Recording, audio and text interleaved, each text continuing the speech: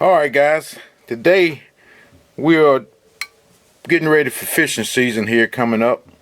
I bought the new Do It Herring Head Underspin mold. I've been, for the last year or so, I've been pouring my own shaky heads. So I wanted to try some of these Underspins. So I got the mold, but in this mold, the hook size they recommend only goes up to 2/0. This is a 4/0 hook right here, and this is a 5/0 hook. I'm going to try to modify this mold to accept these two size hooks. Like this first 1/16 underspin right here accepts a number 4 hook, which is this very small hook. You know, that's good for crappies, that type thing, but I'm not doing this for that. I'm doing bass fishing, so I like a bigger hook, the biggest hook that I can possibly get into this. So what I have to do is we're going to start with the 5/0 hook because it's the biggest one. I want this to sit in the gap that they have for the hook. I want it to sit in there better. So what I've done, I've got my small file here. It's like a triangle file. Yeah, you probably can't see the ridges on it, but it's got 3 edges on it. And I want to get that hook in there. The smallest one, this is 1/8, and this is 5/32. Probably the smallest I would go is this 5/32. If you see when I put this in here, it won't just stay in there, it'll rock around because the gap where the hook goes is not deep enough to accept this 5/0 hook. So what I want to do is I want to take my file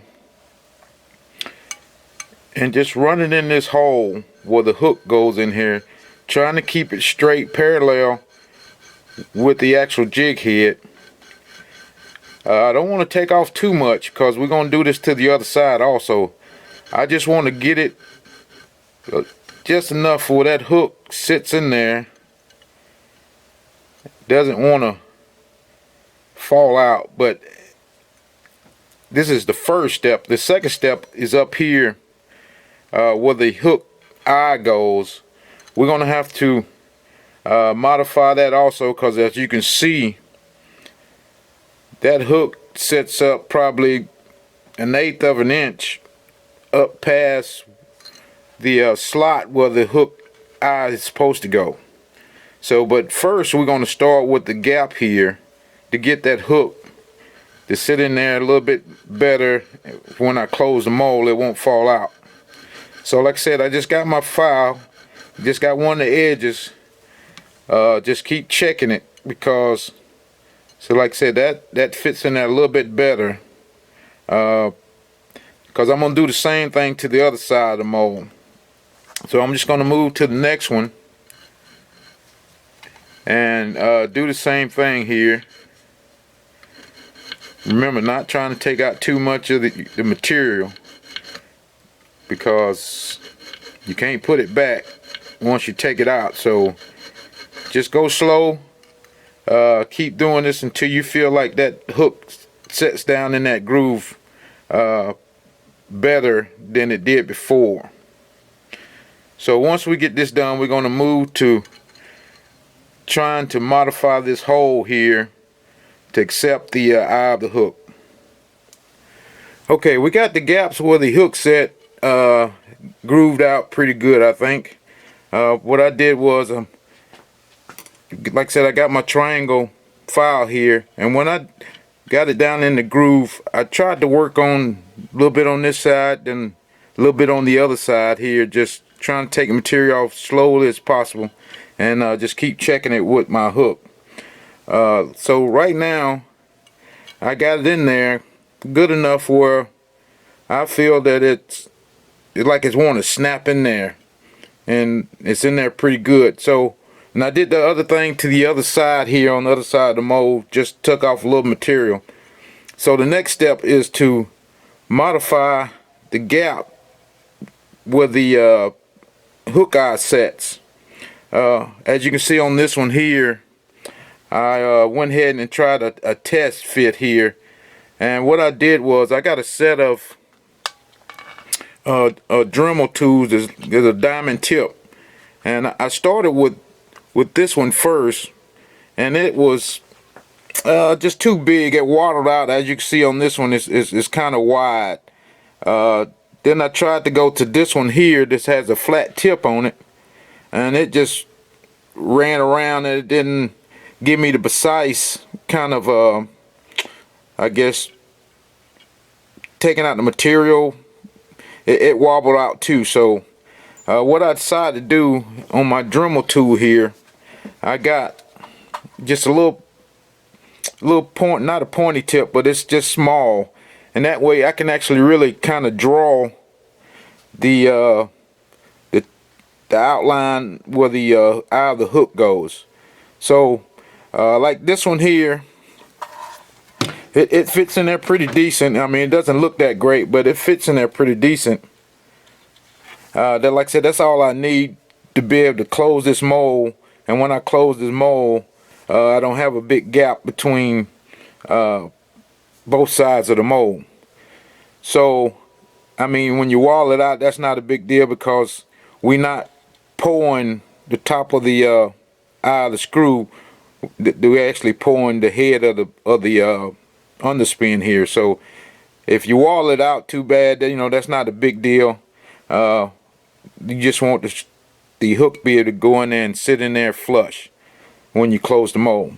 So I'm gonna do this one right here beside it and show you what I did.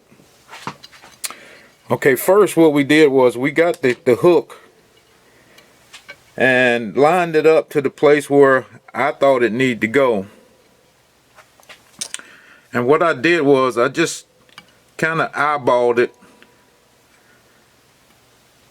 and just tried to scribe around this hook eye for when I start removing material, I can have a little outline.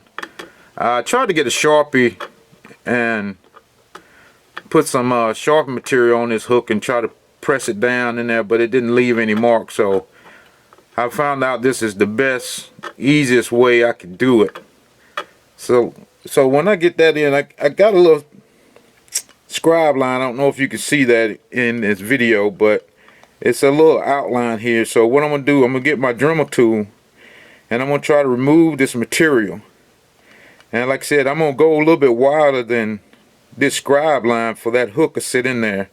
And plus I would have to open this gap up right here that goes into the head of the underspin. So let me get my Dremel tool fired up here. I want to try to use it like a pencil. Just put it in there and just try to make an outline of that scribe line that you made. That scribe line. And just slowly work the material out of there. Like I said, you're going to have to put a little pressure down on it to get that to remove the material that you want. But just do it slowly.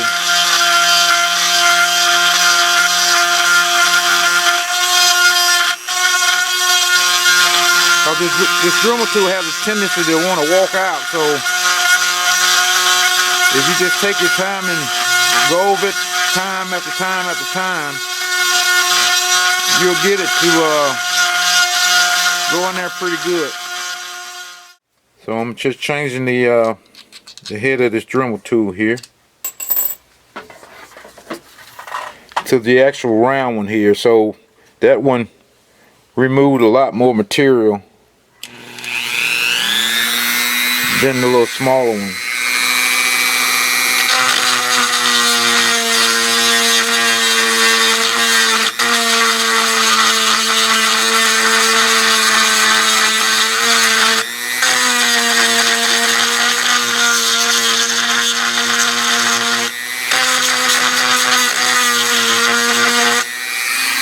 Yeah, that works a lot better. Let me test fit the hook again.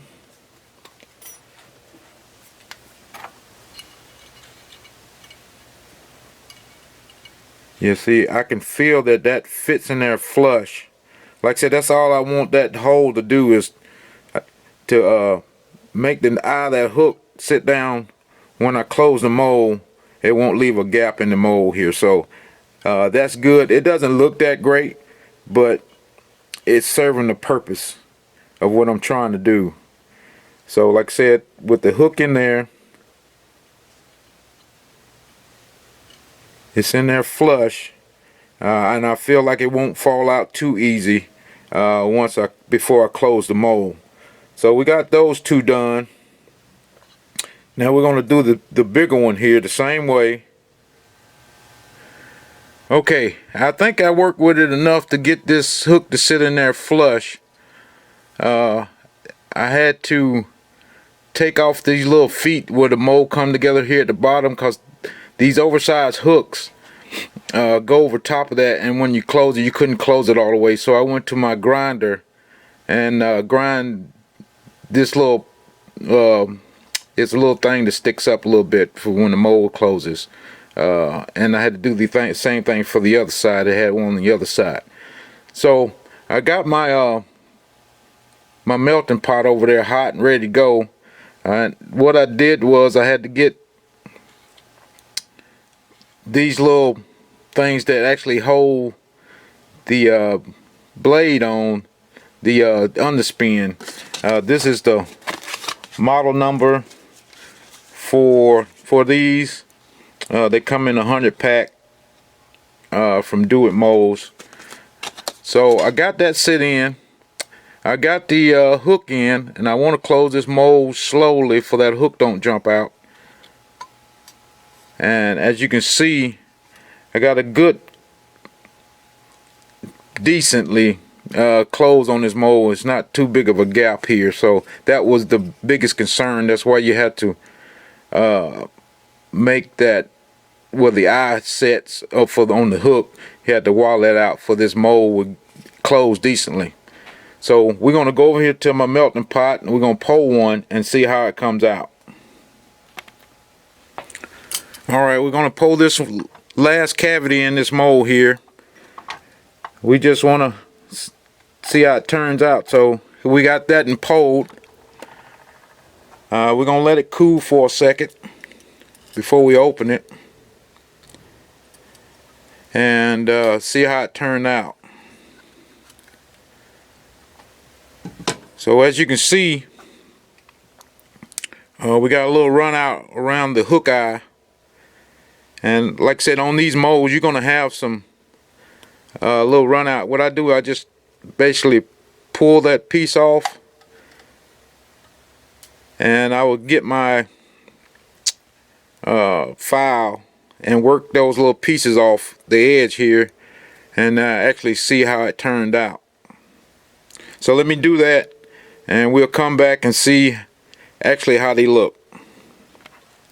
Okay, as you can see, it didn't turn out too bad. As like I said, I cleaned up all the little overrun that was on top and the bottom here with my file here.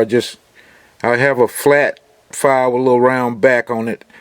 Just went around it and got my little nipping pliers here, just cut the little run out off the part of the jig, and I just got my file and just smoothed everything out just like that. So it turned out pretty good. Like I said, now I got a 5/0 hook and a underspin, so I think it turned out pretty good. I'm not happy with the part here that holds the spinning blade on. I didn't warm up my mold. You have to get these molds pretty hot for when you pour it. It doesn't set up too quickly as you're pouring it in there, and this little piece is just a little loose in there. So I'm gonna get my mold hot, and I'm gonna try it again and see if we can get this keeper in there to be in there tighter than it is. But other than that, everything turned out pretty good. And like I said, I got a 5/0 hook and an underspin. So all I need to do is paint this up, and go put it to work. So I appreciate you guys looking at the video. If you like what you see, make sure you subscribe to the channel and hit the notification button for you can see all my other videos coming up. Like I said, I'm getting ready for fishing season, so I got a lot of stuff that I need to do to get my boat and my tackle ready to get ready for the 2018 season. Alright guys, thank you for watching.